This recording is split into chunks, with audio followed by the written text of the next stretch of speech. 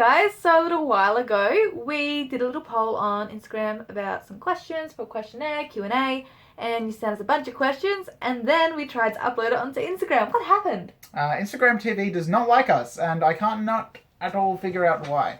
So instead we'll be uploading it to our YouTube channel. These questions were asked a while ago, but more or less we are uploading them so you can still see. We will be doing another one of these a little bit further down the track as well, so if you do have any follow-up questions that you'd like to ask, by all means post them down below. Awesome. Here's the video. Yay!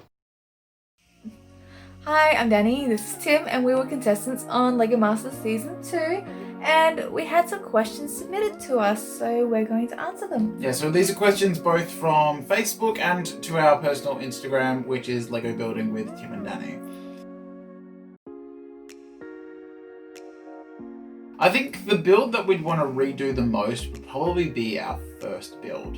So, to me personally, that was something where it was our first time really building 50-50 on a model, and it really didn't strongly showcase what our ability could do. I'd want to do the fairy tale over again, because in hindsight, I want to do this one princess. Yeah, that's also another good one that we just didn't think of at the time. Yeah, I think it would be a standout if we had thought of it at the time. I think everything that we made on the show we wanted to keep because there were just that many parts in the brick pit that we'd never be able to make it at home. I mean, it's tough enough having one or two projects in the works and running out of parts, but having something as big as those and the amount of parts that are in those, I'd love to keep that. In saying that, I don't like a lot of Lego clutter, and we didn't really make anything overly ornate, so I'm okay to let go of the builds, but it would be nice to have the parts. I don't know, I think I would be cool to hang up the anglerfish somewhere in this room, okay? Oh yeah, in this room maybe. I mean the whole house, not the Lego room. Fair tie between Star Wars and the industrial build. Yeah, from the very beginning I kind of said if anything's going to take us out, it's going to be an urban build. And what took us out? An urban build. Uh-huh. Yeah. So, yeah, that was pretty hard. I mean, Star Wars was hard for its own reasons. The fact that you've essentially built into somebody else's created universe. You have very strict guidelines to what needs to be. And then we also got Empire, which is something that's very black, it's very bleak, and it very much took all of Danny's strength away from one challenge. Look, becoming a LEGO certified professional is a very tough gig. It would be awesome to become that, but let's be completely real. It's a very unrealistic idea to be able to get that far. Brickman has been doing what he's been doing for years, and he's incredibly good at it, and he's got such a good team behind him as well. It would be fantastic to be put in that point, but there is a lot of stress that comes with that job that I'm just not familiar with. As well as, let's be honest, there are lots of people out there that are a lot better suited for that job. No. We didn't know what our ideas were to research, and when we had our short food/toilet breaks, we were not allowed to be on our phones, so there was zero opportunity to research. However, we did actually have a bank of ideas, so instead of having to research ideas, we already had some well thought out ideas in our heads, so we were waiting for the opportunities, and actually the anglerfish was one of those ideas in our bank. So we did have an opportunity for at least one of them. Yeah, but other ideas that we had in our bank, we had a pirate ship that was crashed on a shore, and we found out a way to do like a water wave coming in and out. We had Venice as well, like we wanted to do that sort of style of building. We also talked about Pharaoh's tomb, Egypt style, because we thought that'd be pretty cool and stand out, but no opportunities. No. Easy, that's castle. Fantasy. Anything medieval. Yeah, so like the stuff that we collect, Lord of the Rings, Hobbit, any of those castle sets that come out. One of my favourite like Lego ideas sets was the ship in the bottle. Even like that sort of piratey-esque theme, but it's predominantly castle based. Later this year there's a new Ninjago wave coming out that's castle based, and you bet we're just going to collect all of that. Did we get to fix the UFO after judging? And the answer is no, it's a competition. It didn't work, so it didn't work. It wouldn't be fair to give us a second opportunity or to let us touch it again. It's just how it is. If it happened to another team, you know, we'd probably feel it'd be a bit unfair if they got to test it or push through, I suppose. So we would like to have shown you the UFO bursting through the roof, but it is what it is. Yeah, that's a hard one. There's a lot of minifigures that I really like. Most of them come from The Hobbit or The Lord of the Rings.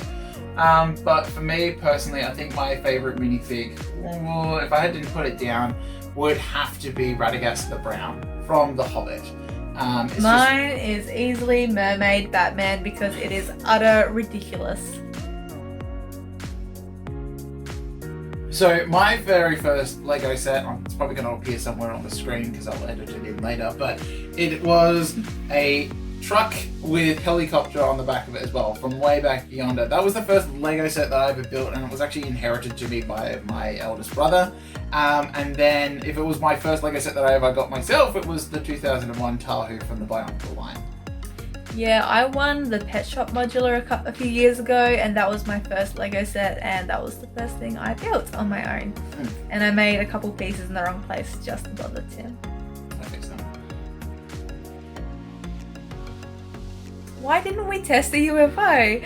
We did. A little bit confusing at the end of that episode. It was actually the roof Brickman wanted us to test. And the issue was if we tested the roof, we'd have all those loose boards fall into the mechanism, potentially jamming something. And not only that, is rebuilding the roof would have taken way too much time, and that conversation happened in like the last half hour? Yeah, last half an hour we had started putting the roof on, and it was made incredibly fragile that it would fracture on its own, that we would not need to test it. But the reason why everything seemed to have come undone, we're not entirely sure either, but it had nothing to do with the fact that we didn't test it, because it worked 10 times at our desk, perfectly fine. And that's why we were like, yep, this is going to be fine. But somewhere along between moving it or maybe it not having enough charge to push past that little snag, who knows what went wrong, but it was definitely tested. Yep. In the end, it just didn't work. We've accepted it. It's fine. Why did we not use what's called a scissor lift technique for lifting the UFO up? Now, this is a tricky question, because a scissor lift is used a lot in a lot of different types of Technic builds and everything like that, and we did consider it. It wasn't our first idea that came up, but a scissor lift is very interesting in the fact that if you make it like just one scissor lift, what can actually happen is it has way more tilt than the mechanism actually happens. So when it launches up, it can come up with a lot more velocity and force, but it does teeter to the sides. Now, we could have put in a second scissor lift there, but the other problem is that when we'd had that foundation for that mechanism, we made it into a square room. Scissor lift mechanisms like that are rectangular, right? Or at least in the sense that we're familiar with. So if we were to try and make, let's say, that original mechanism, and we go, we don't want that anymore, let's put a scissor lift in, it actually wouldn't have worked out. We wouldn't have actually been able to put that scissor lift mechanism in there at all. If you had to choose between a Lego Technic set and a Lego City set, I'm definitely going to be grabbing a Lego City set. They're more fun, they're more versatile, and you can actually create more things with it, I find. I would go to Technic because I like to play with Technic and I'm learning how to do it all. I don't like building a Technic set. I learnt that when I was learning how to build Technic for the show, and I nearly pulled my hair out. But building my own Technic things, that's fun. There's one little tiny project that I'm doing where I grab a Lego set that has a dragon in it and turn it into my own version. But we do have, for instance, Dannii's underwater project, which is just there, which was something that we had as an original idea for the underwater build.